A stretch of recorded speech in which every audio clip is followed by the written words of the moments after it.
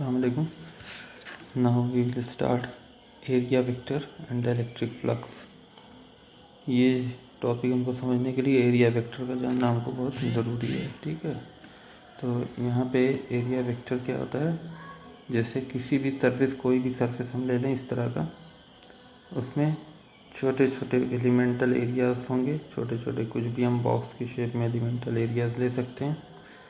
तो वो elemental areas का जो सरफेस होगा, मतलब कहने का मान लीजिए हमने ये वाला सरफेस ले लिया, ये जो मैं ग्रीन से पेंट कर रहा हूँ, ठीक है, ये सरफेस ले लिया इस ऑब्जेक्ट का, सॉलिड ऑब्जेक्ट है, उसके ऊपर ये सरफेस मैंने ले लिया। ठीक है, ये इतना एलिमेंटल पार्ट हमने ले लिया स्क्वायर शेप का, इसको प्लेनर एरिया कहते हैं या प्लेनर सरफेस कहते हैं या प्लेनर एरिया एलिमेंट कहते हैं। उसको ले लिया हमने, तो उसको मैंने, यही चीज़ को मैंने यहाँ पे ये शो किया है। ठीक है, पीडीएफ में ये चीज़ मैंने शो किया है। अब इसी तरह का कई सारे, यानी इन्फिनिटी टाइम्स इस बॉडी में infinity times planar surface area होंगे। तो इसको हमको यहाँ पे देखना है कि होता क्या है। एरिया भी क्या होती है, ये एक वेक्टर क्वांटिटी होती है, और एरिया का जो मैग्नीट्यूड होता है वो सरफेस एरिया, जो भी सरफेस एरिया है, जैसे ये सरफेस एरिया, जितना भी सरफेस है उसका सरफेस एरिया जैसे हम निकालते थे, हर एक बॉडी का स्फीयर है, कोन है, या जो भी है, उसका उसके सरफेस का जो एरिया आता है उसको सरफेस एरिया कहते हैं।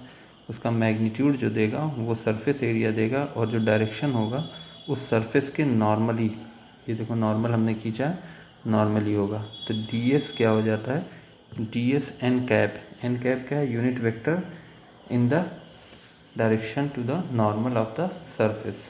ठीक है, यहाँ पे हमने ये चीज़ लिखा हुआ प्लेनर एरिया एलिमेंट। अब इसी तरह के, जैसे कोई भी बॉडी, कई शेप की बॉडी हो सकती है, इस तरह की हो सकती है, तो इसी में छोटे छोटे छोटे छोटे इस तरह के एलिमेंटल एरियाज होंगे। ठीक है, तो हम एक एरिया पे अगर हम इलेक्ट्रिक फ्लक्स को देख लेंगे तो सारे एरिया पे ये छोटे छोटे एरिया से कॉम्बिनेशन से हम पूरी बॉडी पे इलेक्ट्रिक फ्लक्स को कंप्यूट कर सकते हैं। ठीक है, तो यहाँ पे हमने ये चीज़ देखा है। Next, here is electric flux. ठीक है, तो एरिया वेक्टर का डायरेक्शन कहाँ पर होता है, perpendicular to the surface of the plane. Electric flux क्या होता है, जैसे मान लीजिए आपका कोई एक एग्जांपल देते हैं, कोई भी सरफेस है ये, ठीक है, एक्सटर्नल इलेक्ट्रिक फील्ड में रखा हुआ है, और वो भी यूनिफॉर्म इलेक्ट्रिक फील्ड है। यूनिफॉर्म का मतलब बिल्कुल इस तरह से होगी, पैरेलल यूनिफॉर्म इलेक्ट्रिक फील्ड होगी इस तरह से। तो ये इलेक्ट्रिक फील्ड लाइन उस सरफेस से जितना पास होगी, जितनी number of, total number of electric field line passes normally through the surface placed in electric field, यानी ये जो इलेक्ट्रिक फील्ड में रखा हुआ है ये सरफेस, ठीक है, ये वाला जो ग्रीन वाला सरफेस है ये इलेक्ट्रिक फील्ड में रखा हुआ है, जो कि मैंने रेड से दिखाया है इलेक्ट्रिक फील्ड। तो वो इस इलेक्ट्रिक फील्ड में जितनी नंबर ऑफ लाइंस पास हो रही हैं इलेक्ट्रिक फील्ड की इस सरफेस से, और वो भी नॉर्मली पास होनी चाहिए, नॉर्मली मतलब परपेंडिकुलर टू द सरफेस, वो सारी की सारी जो कॉम्बिनेशन होगा, टोटल नंबर्स होगा, उसी को हम कहते हैं electric flux through that surface.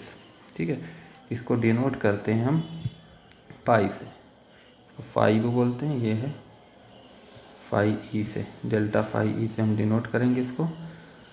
अगर इलेक्ट्रिक फ्लक्स हम मान रहे हैं passes normally through an area element D S delta S इसको कहेंगे, डेल्टा एस एलिमेंट से अगर पास हो रही है इलेक्ट्रिक फील्ड, तो इलेक्ट्रिक फ्लक्स हो जाएगी E into D delta S. ठीक है, ये फार्मूला है, बहुत इंपॉर्टेंट फार्मूला है इलेक्ट्रिक फ्लक्स का। Phi E is equal to E delta S. Delta S क्या है, एरिया है उस एलिमेंटल ऑब्जेक्ट का या एलिमेंटल प्लेन्स का, और E क्या है, इलेक्ट्रिक फील्ड, उसका मैग्नीट्यूड। ठीक है ना, जैसे यहाँ पे इलेक्ट्रिक फील्ड ये पास हो रही है, इलेक्ट्रिक फील्ड लाइंस पास हो रही है, एक प्लेनर एरिया, ये प्लेनर एरिया है, ठीक है, उससे पास हो रही है। तो ई का जो डायरेक्शन है ये है, और यूनिट वेक्टर का डायरेक्शन जो नॉर्मल होगा वो भी यही होगा, एन कैप के फॉर्म में लिखा है। थीटा यहाँ पे यानी ई से और नॉर्मल के बीच में जो एंगल है वो ज़ीरो है, theta is equal to zero लिखा हुआ है, एरिया ds है, तो हम क्या निकालेंगे, इलेक्ट्रिक फ्लक्स जो आएगी वो एग्जैक्टली ये आएगी। Next, electric flux if normal of delta S makes an angle theta, अगर वो नॉर्मल, यहाँ पे हम देख रहे हैं नॉर्मल जो है वो एंगल थीटा बना रहा है, ये नॉर्मल है, उससे एंगल ये थीटा एंगल पे है। इलेक्ट्रिक फील्ड तो वो यूनिफॉर्म ही होगी, और उस अगर हम कहते हैं कि वो जो प्लेन है उसका नॉर्मल इलेक्ट्रिक फील्ड से थीटा एंगल बना रहा है, तब क्या हो जाएगा, इलेक्ट्रिक फील्ड का वो कंपोनेंट जो नॉर्मल के अलोंग आता है, ये कैसे निकालेंगे। अब इलेक्ट्रिक फील्ड का वो कंपोनेंट नॉर्मल के अलोंग इधर की तरफ आएगा, तो हमने बताया था थीटा एंगल बन रहा है, तो जिससे थीटा एंगल बनता है वो कॉस थीटा होता है, तो ई कॉस थीटा वाला एलिमेंट जो होगा वो हम लेंगे वहाँ पे सिर्फ ई नहीं लेंगे बल्कि हम ई कॉस थीटा लेंगे। तो यहाँ पे डेल्टा फाई क्या हो गया, ई डेल्टा एस कॉस थीटा, जिसको हम वेक्टर फॉर्म में ये भी लिख सकते हैं ई डॉट डेल्टा एस, ठीक है, क्योंकि ये वेक्टर प्रोडक्ट है, तो वेक्टर प्रोडक्ट डॉट प्रोडक्ट होगा, sorry E dot delta S,